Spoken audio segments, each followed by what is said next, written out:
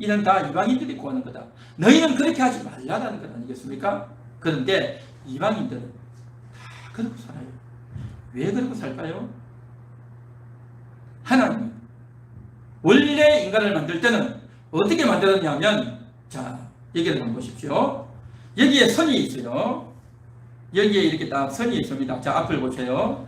여기에 이렇게 선이 있습니다. 하나님의 줄입니다. 하나님의 줄이 이렇게 딱 있는데, 아담을 만드셔가지고 아담의 목숨을 이 하나님의 줄에다가 딱 걸어놓은 거예요. 하나님의 줄에 딱 걸고, 또 아담의 영혼을 이 하나님의 줄에 딱 걸었어요. 그리고 또 아담이 에덴 동산에서 먹어야 될 여러 가지 음식과 필요한 것들 여기다 다 걸어놨어요. 그리고 아담의 몸도 걸고, 아담의 목숨, 아담의 몸, 아담의 영혼, 아담의 필요한 것들을 여기다가 다 걸었어요. 하나님의 줄에 다 걸었단 말이죠. 그러니까 하나님과 아담이 완전히 하나가 되어져서 한 줄에 연결되어 있는 겁니다. 그렇게 했던 이 줄을 가지고 딱 메어서 이제 하늘에 딱 매달아놓은 거예요. 어떻게 만들었느냐? 마치 백화점 같은 데 가면 뭐가 있죠? 천정에, 백화점 같은 높이가 높죠. 그 천정에 아주 큰 대형 조명이 있죠. 샹들리에 같은 큰 샹들리에 만들어 놓았죠. 그러면 빛이 쫙 비치고, 그렇죠. 가시 있고, 또 여러 구성품들이 있어가지고 아주 빛도 나고 아주 화려하고 대단한 샹들리에를 이제 백화점 같은데, 또 아주 고급 대저택 보면 이런 샹들리에 있죠. 그런 것들을 다 해놨단 말이죠. 그래서 다른 사람들이 오면, 야, 정말 멋있다, 화려하다, 우리도 저런 거 하나 있으면 좋겠다 하고 남들이 부러움을 살 만한 그 샹들리에 같은 것들을 딱 걸어놓은 겁니다. 그렇게 걸어놨는데 아담이 바로 그런 상태였어요. 하나님이 아담을 그렇게 만드셨고, 아담 이후에 태어난 모든 사람들이 이 샹들리에 있던 샹들리에 빛을 내는 조명같이 너무 빛나고 각종 빛이 나고 또 화려하고 대단한 그러한 존재로 우리 인간을 만드셨단 말이죠. 그랬는데 어느 날 갑자기 그 샹들리에를 천장에 딱 묶어놨는데 그 줄이 그만 딱 끊어져 버린 거예요. 샹들리에 줄이 위에서 단단한 그 줄이 딱 끊어져 버렸어요. 그러니 어떻게 되겠습니까? 천장에 묶여있던 그것이 밑을 바닥으로 다 추락한 겁니다. 다 떨어졌어요. 그러니까 샹들리에 있던 여러 등들이요, 다 바닥에 깨져서 박살이 나버린 거예요. 그냥 다 깨져가지고 엉망이 되어버렸어요. 그래서 그 각각 등들이 다 깨지고, 또 일부는 다 깨지진 않았지만 약간 금이 가고 조금 깨지고, 온갖 것들이 이 땅의 백화점 내부에, 그 건물 내부에 자욱한 겁니다. 이게 뭐냐? 우리의 인간의 모습입니다. 모든 인간들이 한 사람 아담 안에서 이렇게 빛을 내는 너무나도 화려하고 대단하고 위대한 대단한 존재로 만들어져서 천장에, 하늘 천장에 딱 고정이 되어 있었는데 그것이요 쫙 끊어져 버린 거예요. 그래서 완전히 땅에 추락한 겁니다. 하늘에서 땅으로 추락하고 하나님에게서 막이 있는 쪽으로 추락했고, 하늘의 큰 복을 받는 자리에서 복이 없는 자리에 완전히 추락하고 떨어져 버린 겁니다. 완전히 깨져 버렸어요. 빛도 나지 않고 그렇게 된 겁니다. 그러다 보니까 이 하늘에 걸려있던 목숨과 영혼과 먹을 것들과 저들이 있던 의복과 이런 것들이요 다 연결되어져서 하나였는데 이제는 다 분리된 거예요. 뿔뿔이 흩어지고 분리되어 있어요. 그러니까 다 필요했단 말이에요. 그런데는 하나 목숨도 필요하고 영혼도 필요하고 먹을 것도 필요하고 옷도 필요하고 다 필요했는데 이것이 다 뿔뿔이 다 흩어진 겁니다. 그러니 얼마나 힘드냐 말이죠. 떨어지고 난 이후 인생들은요, 이제 내가 입을 게 어디 있냐, 먹을 게 어디 있냐, 내가 필요한 돈이 어디 있냐 다 찾아 헤매야 되는 거예요. 그거 없으면 내가 못 살겠다라는 거죠. 그런 인생이 되어버린 거예요. 이게 인생이 그렇게 해서 추락해서 떨어져서 큰 충격이 난 것이 바로 뭐냐면 아담이 선악과 먹은 사건입니다. 그러한 일들이 벌어지다 보니까 온 세상 사람들이 다 그 저주하에 그 떨어진 삶 가운데서 살았단 말이죠. 얼마나 안타까운지 모릅니다. 원래 아담의 몸은 옷을 입지 않아도 되는 몸이었어요. 아담이 에덴 동산에 살았잖아요. 그 에덴 동산이 이제 산이 이렇게 있으면 그 산에 뛰어다니는데 아담은 신발을 신었을까요? 안 신었을까요? 아담은 신발을 신었을까요? 안 신었을까요?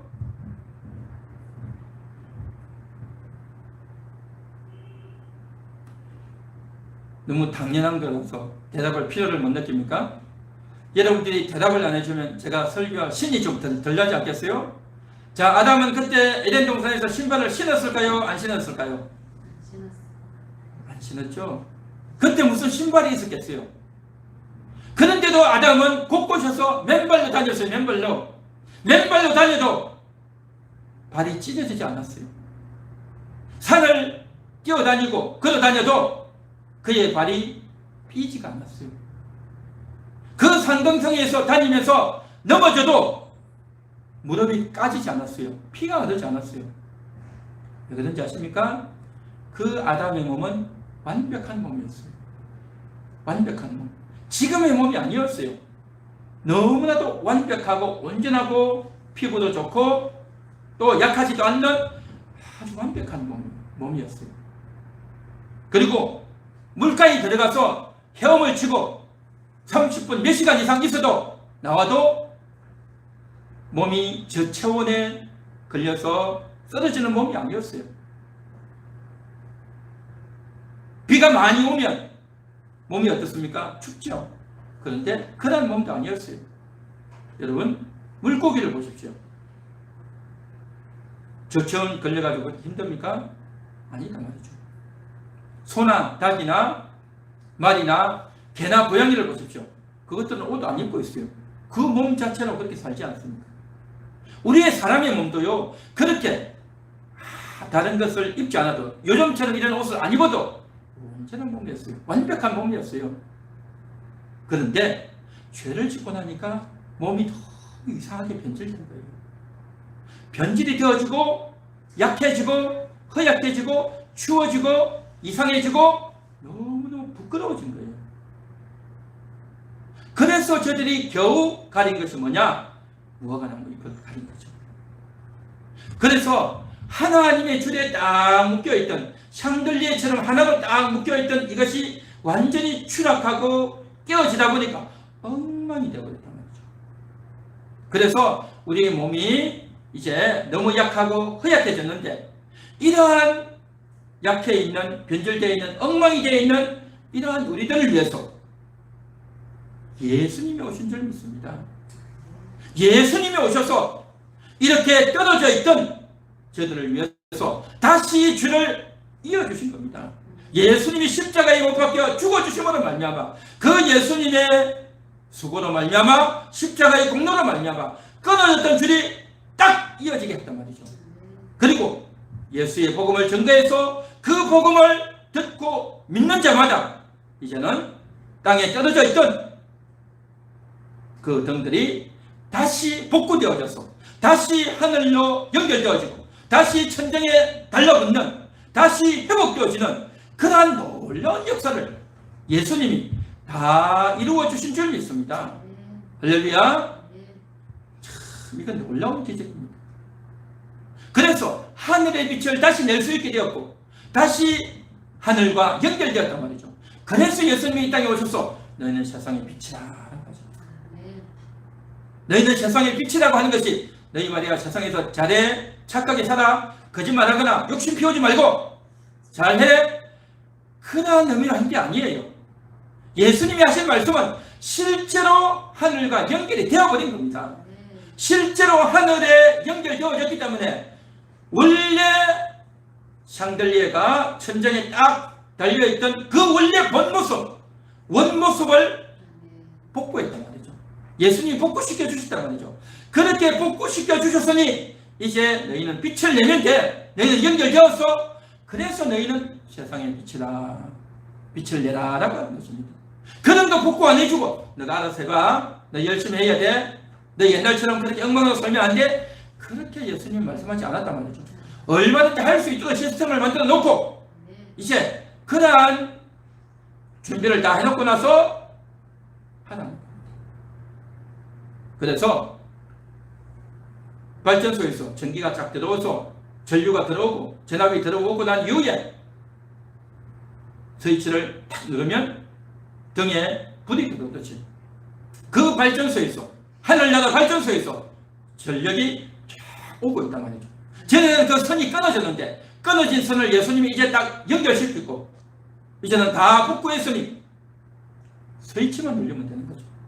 그 스위치 누르는 작업, 이 손가락 하나 누르는 작업, 손가락 하나 까딱하는 작업, 이것이 바로 성도들이 할 일이다 말이죠. 이 손가락 하나 까딱하는 작업이 뭐냐? 여러분의 삶의 현장에서 하나님 도와주세요, 하나님 내가 힘들어요, 하나님 내가 부족해요, 하나님 어떻게 하면 좋겠습니까? 하고 하나님께 물어보고 의탁하고 회개하고 의지하는 이 작업, 여러분의 손가락을 누르는 작업이다 말이죠. 믿습니까?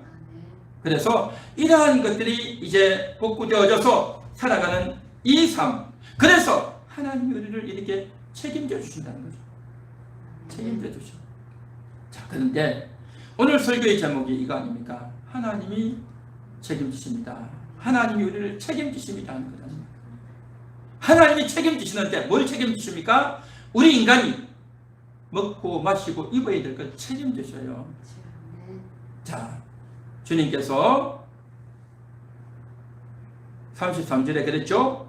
너희는 먼저 그의 나라와 그의 의를 구하라. 그리하면 이 모든 것을 너희에게 더하시리라. 너희에게 있어야 될 것 다 아신다, 먹여주신다는 거죠. 자, 제가 이제 한번 질문해 보겠습니다. 이 세상에 있는 이방인들, 아직도 예수를 믿지 않는 그러한 사람들, 하나님이 책임지실까요? 안 지실까요?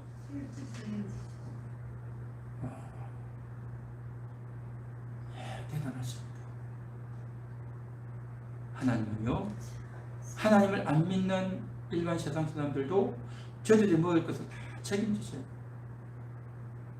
그래서 예수를 안 믿고 교회를 안 나와도요, 하나님이 자기가 노력하고 열심히 일하면요 다 수익을 얻도록 만들어 놓으셨어.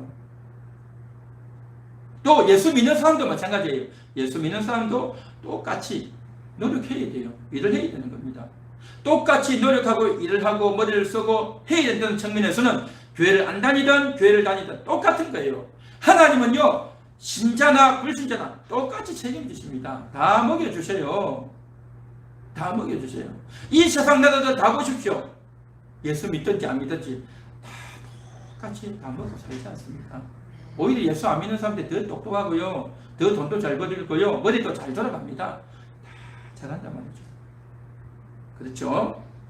자, 그런데 문제는 뭐냐면 하나님을 믿는 사람은 하나님이 나를 책임진다라는 것을 아는 사람들이에요.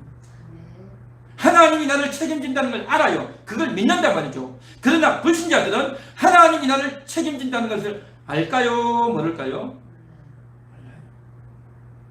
하나님이 자기를 책임지고 먹여준다는 걸 몰라요. 그래도 하나님 먹여주셔요.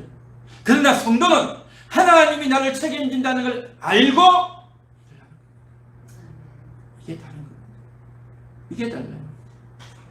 그래서 그것을 모르지만 책임져 주시고, 그것을 알고 하나님이 책임진다는 걸 알기 때문에 어떻게 다르냐? 뭐가 다르느냐? 그럼 하나님 믿으나 안 믿으나 똑같네? 라고 생각하겠죠? 그래서 신앙생활은 깊숙하고 또 깨달음이 필요한 겁니다. 그게 바로 뭐냐? 하나님이 다 책임진다는 걸 알기 때문에 내가 최소한의 일만 하고 우리의 관심이, 나의 우선순위가 어디에 있느냐? 영혼에게 있단 말이죠.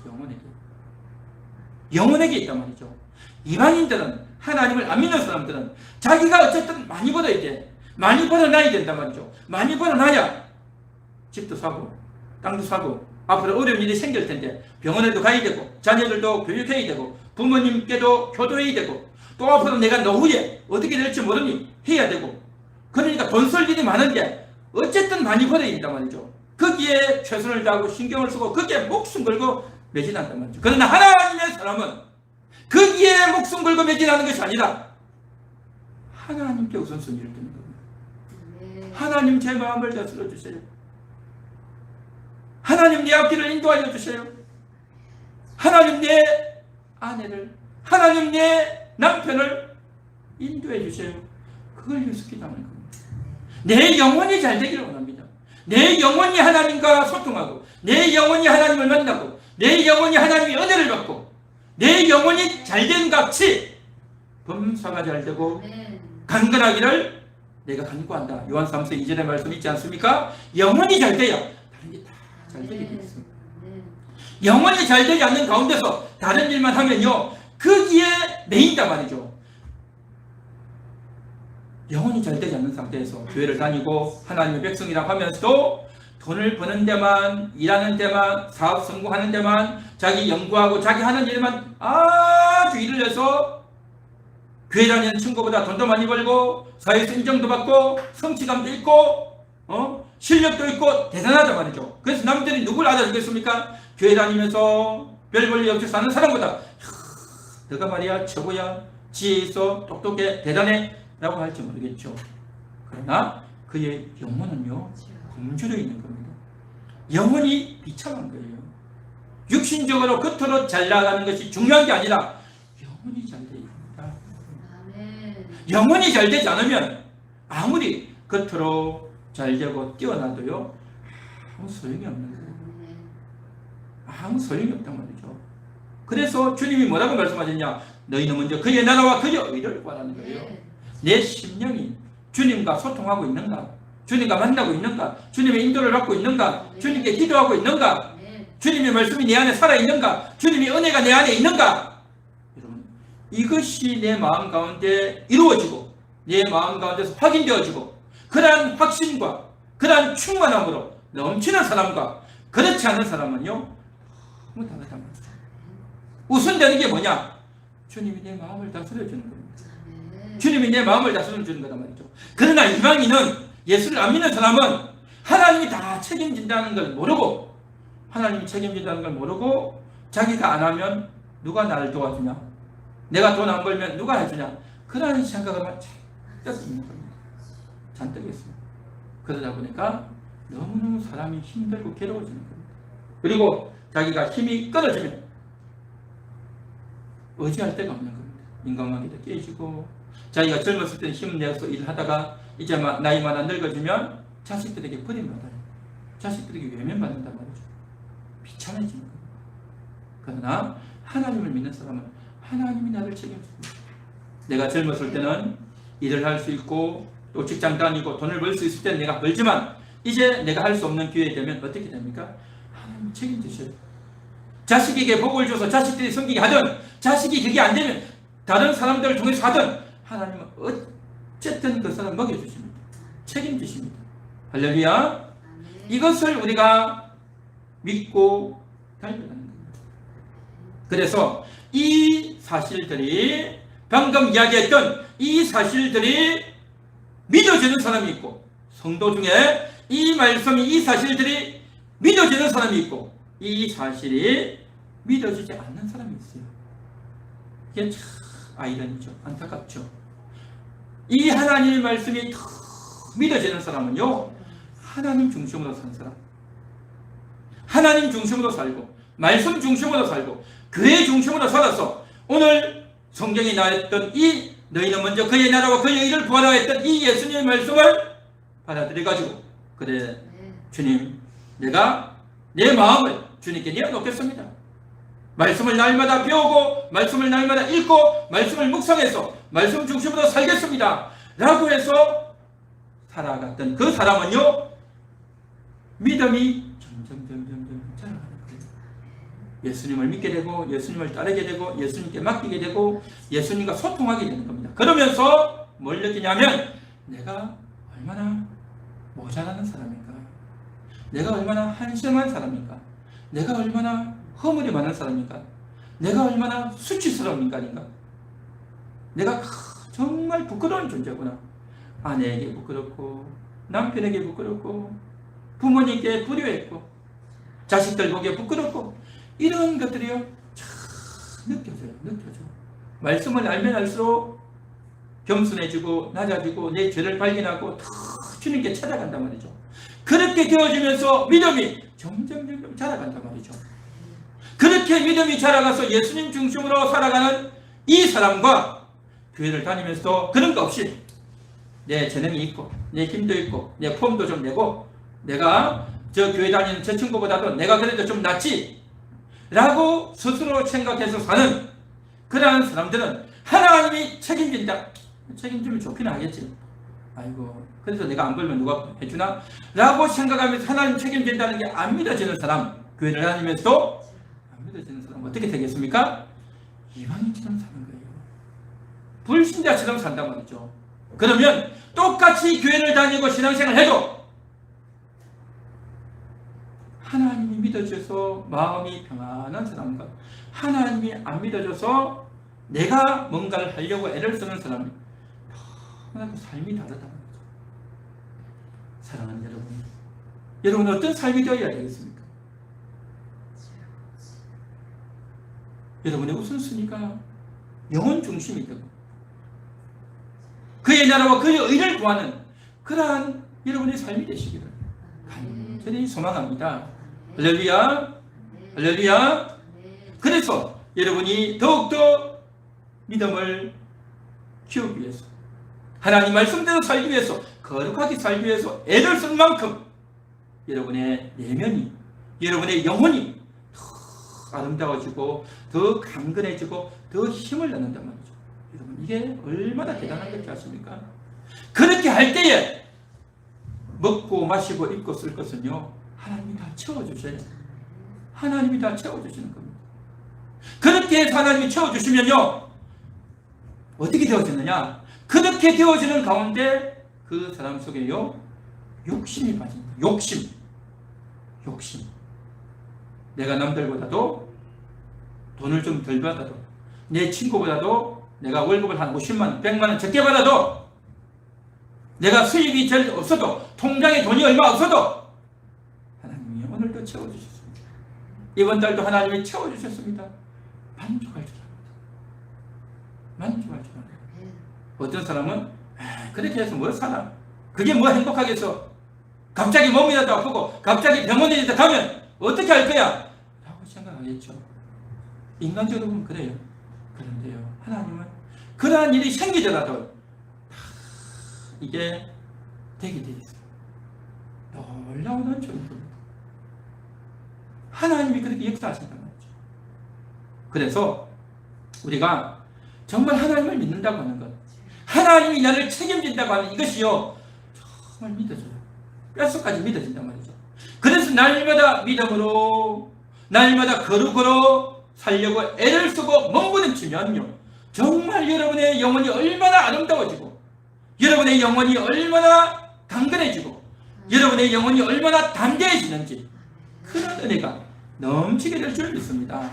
우리 함께하는 교회 성도님들은 그런 믿음의 성도들이 되시고 그런 아름다운 인생이 되시고 그것이 바로 뭡니까? 이 땅에 살면서 천국을 누리는 거예요. 천국. 그의 나라가 뭐겠습니까? 예수님의 나라가 뭡니까? 천국이에요. 심령천국. 천국은 내가 죽어서만 가는 나라가 아니라 이 땅에 살면서 누리는 것이 천국이란 말이죠. 그의 나라, 예수님의 나라, 천국 아니냐 말이죠. 천국의 주인이 이 땅에 내려오셨어요. 천국의 주인 예수님이 이 땅에 오셔서 우리 속에 들어오셔서 우리 마음을 천국 되게 만들어 주겠다. 그 천국의 마음이 뭡니까? 마음이 평안해지는 겁니다. 두려움과 염려가 있었는데 그것이 싹 떠나가고 평안함이 있는 겁니다. 슬픔과 짜증이 있었는데 마음이 기쁨이 넘치는 겁니다. 무의미하고 허무했던 인생이 보람되고 만족되는 인생이 되는 겁니다. 남들이 나를 몰라줘서 억울하고 위축되고 힘들었는데 주님이 나를 위로해 주는 겁니다. 이 땅에서는 절망되어지고 내가 뭐 먹고 살까 어떻게 살까 했는데 그 주님이 내 마음을 다스려 주니까 소망이 생기는 겁니다. 소망이. 남들은 나를 혀를 끌끌 차고 아이고 저 불쌍한 것 안 되지라고 하지만 주님이 내 마음을 다스려 주시면요 소망이 생기는 겁니다. 소망이. 할렐루야, 할렐루야. 이게 천국 아니냐 말이에요. 천국. 그 천국이요 죽어서만 얻는 것이 아니라 이 땅에서 천국을 얻더라. 그게 주님의 말씀이고 목적이란 말이죠. 있습니까? 그 천국을 누리는 모든 분들 되시기를. 주님이 나를 책임집니다가 믿어졌어. 주님이 나를 책임진다는 이 말씀이 믿어져서 더 나아갈 때 주님이 나를 책임진다는 것 틀림없다 했습니다. 불신자든 성도든 다 책임져요. 책임진다는 걸 모르는 불신자들은 자기가 다 하려고 하고, 주님이 책임진다는 걸 아는 성도들 중에서도 주님이 책임져서 그 영혼을 천국으로 데려가는데 이걸 몰라서 그걸 못 믿어서 설마 책임질까? 라고 반신반의하다가 아무리 생각해도 아닌 것 같아 라고 생각하면서 제대로 믿지 못하고 이 땅에서 천국을 얻는 것이 아니라 지옥 같은 삶을 사는 성도들이 많습니다. 많아요. 오늘 이 시간 여러분들은 지옥 같은 삶을 사는 성도가 아니라 천국 같은 삶을 이 땅에서 누리다가 영원한 천국에 들어가게 되시기를 축원합니다. 축원합니다.